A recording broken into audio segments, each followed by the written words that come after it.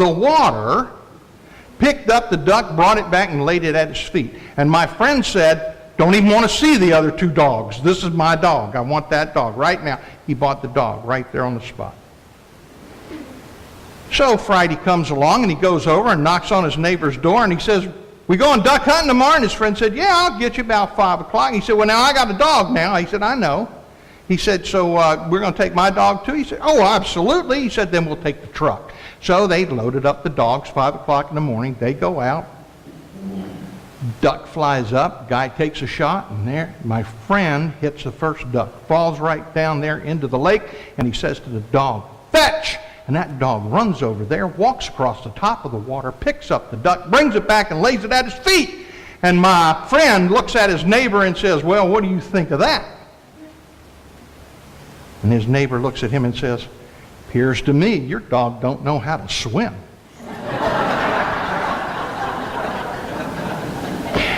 We can get so tied up with Jesus' transfiguration that we miss the point. And I'm not saying that Jesus' transfiguration isn't important, because that's where it all starts. First of all, how many of y'all thought about Peter and James and John? Y'all ever seen a picture of the Mount of the Transfiguration? I can just imagine at the end of a long day when you've been traveling by foot, down through the Judean, area there, that you're just going to be really excited about a stroll up the mountain of the Transfiguration. We're chosen to go up this mountain. Isn't that wonderful? They have no idea what they're going to see. So there, you can imagine how excited they are. They were chosen. They didn't know what they were chosen for, and they weren't really excited about it, but they made the trip up the mountain anyway. And in need of sleep, they managed to stay awake long enough to see Jesus transfigured. His face changed and his clothes all dazzling white. I would have liked to have seen some more glowing adjectives in there, but the gospel writer didn't see fit. Dazzling white was enough. So the three guys, the disciples, they're excited. They see this and they're paying attention. And then all of a sudden they see there's not Jesus, but there's three people. Now I don't know which one of them had a picture of Moses in his wallet or of Elijah, but they recognized them. And why Moses and Elijah? Of all the Old Testament, why couldn't it have been David? Or maybe Isaiah? But it wasn't. It was Moses and Elijah because Moses is the lawgiver. Moses is who is connected to the law of God. And Elijah is thought by the Jewish folks to be the prophet's prophet. Think of that. The law and the prophets coming together and being one with Jesus. The people that were having trouble with Jesus, they saw him as contradicting the law and contradicting the prophets. But here on the Mount of Transfiguration, we see it is in Jesus that the law and the prophets come together in a unity. In a unity. And then comes the voice. Well, if they're tired, they've seen Jesus transfigured, now there's this glowing cloud, and then a voice, and it wasn't a voice like, it was a voice. Of course they're going to be terrified. They were terrified before the voice spoke. And then the voice comes and says, this is my beloved son. Whoa! Listen to him, and it wasn't a suggestion, okay? That was not a mere statement. It is a command. The form of the phrase, listen to him, is a command. Oh, listen to him. What do you think we've been doing? Since we left our nets and we've been following him around, we've been listening to him, and people make fun of us because we can't do the things he does. Of course we're listening to him. But they're not thinking that way because they are terrified. It's wonderful how terror can make you focus on what is most important. And so they hear the voice, and they know. And something happens to them. I read a book about the women that did various jobs during World War II while the men were off at war. And one of the most interesting chapters for me was the chapter about the women that worked in watch factories. There were watch factories in the United States that did nothing but make military watches. And all of the faces of all of their watches were painted with fluorescent paint so that they could be seen at night. And these women noticed something happened to them after 2 months of painting watch faces. Their hands glowed at night. Hanging around with the right stuff, you get to glow. Now, it doesn't say that Peter and James and John were glowing, but we did in the first lesson here about Moses going up and talking to God, and he was glowing so much, he scared the living daylights out of the Jewish folks, the Israelites. He had to wear a veil so that he could get close to them. But being aglow only lasts so long. Y'all remember when you've been to a retreat? Not just a church retreat, any retreat. One of those learning sessions that your boss made you go to, when you were working, to help you to learn how to be a member of the team or whatever. Yeah. And remember how excited you were? You went to those things and they taught you all this wonderful stuff, and you come back and you're all excited, and by the end of 2 weeks you find out half the stuff they told you does not work, and you're back down off the mountain and you're not glowing anymore. It's lost a little of its shine. But Transfiguration means something different for us, because we too are chosen. And it's not for a nice gentle stroll through the park and the greenway, okay? It's up the mountain of the Transfiguration.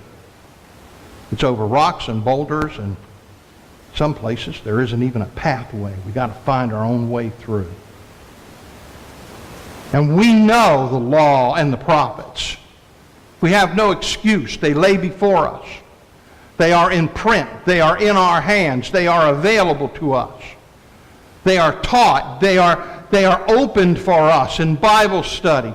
We have the opportunity to read them in our own language, to ponder them. And there is no scarcity of materials out there that you can read to help you understand it better. My son says there's absolutely no reason why I don't know Hebrew. Well, there's good reason I don't know Hebrew, because most everything that he reads in Hebrew I can find in English, and I'm fine with that. But that's part of the deal. The law, the prophets, they are there for us, and we are even go further than that. We have the Gospels that tell us the story of Christ. We have the epistles that tell us how the church is supposed to function and did function in its earliest stage. We have baptism, where water and the Word comes together, and a voice says, and it isn't this voice from above in a cloud, but it might be a voice like this that says, "You are my child, a child of God. You were anointed with a cross on your forehead with the Holy Spirit." Same place you're going to find ashes on Wednesday to remind you that you are human. Because although we may be witnesses and part of the Transfiguration, we need to remember that we are still humans. A friend of mine said back in the days when I was in college about another friend of ours who seemed just a little egocentric. He said when he was a child, he walked by a mirror, got a good look at himself, and has been faithful ever since. Another friend of mine, talking about a political figure of the day many years ago, said that he had problems because he thought he was God.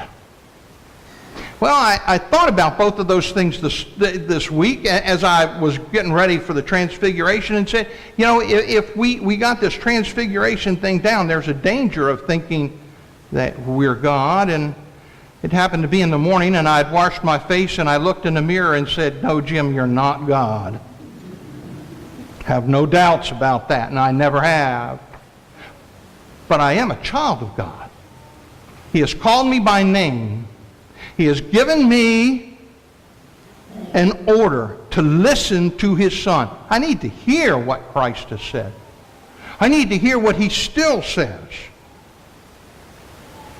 And I have to remember that every Sunday that I am here with you, we come together and we receive his real presence.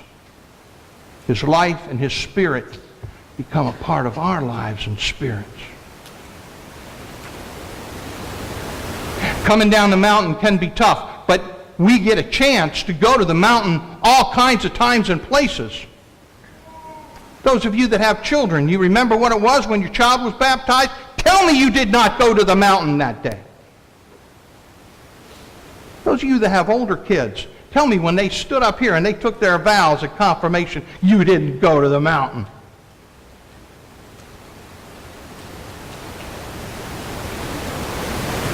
I thought when I got ordained and I celebrated communion the first time, it was a mountaintop. But you know, they just keep on coming. Greatest mountaintop for me was when I was at the children's home. A girl had come to chapel every Saturday for almost a full year and a half. And she never came up and got communion. She came to chapel every Saturday. Never came for communion. Well, some of you might be asking why I didn't ask her, because it was none of my business. She knew she was welcome. It was her choice. And then, lo and behold, the last Saturday that she was there, before she was going to be discharged, she came up, she knelt, and she put out her hand. And when I came over to give her her wafer, she looked at me and said, "PJ, this is my first communion." And as I laid the wafer in her hand, I saw a tear roll down her cheek. Now that's the mountaintop.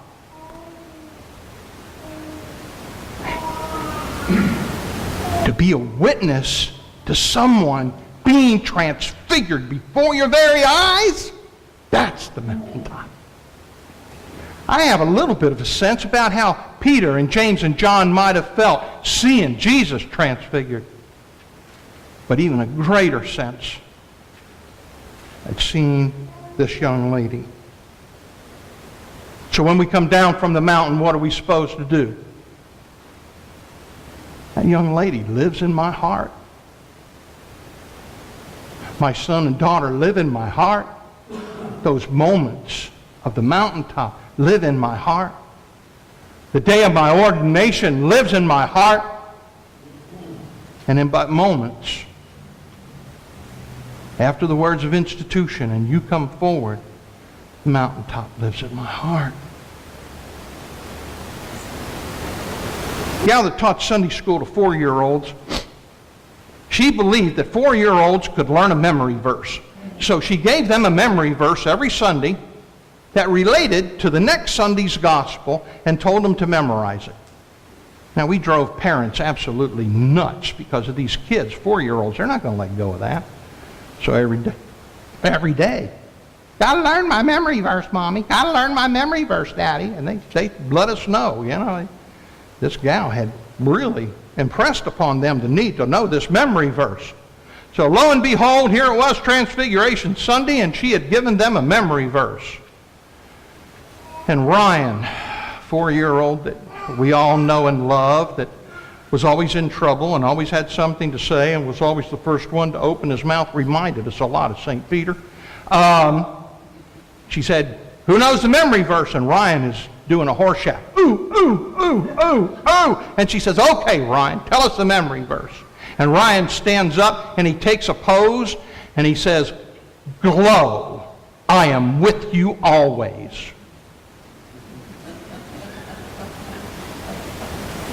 That's the bottom line for today, folks. Transfiguration tells us we're supposed to glow because he is with us always. On the mountaintop and when we come down. glow. He is with us always. Amen.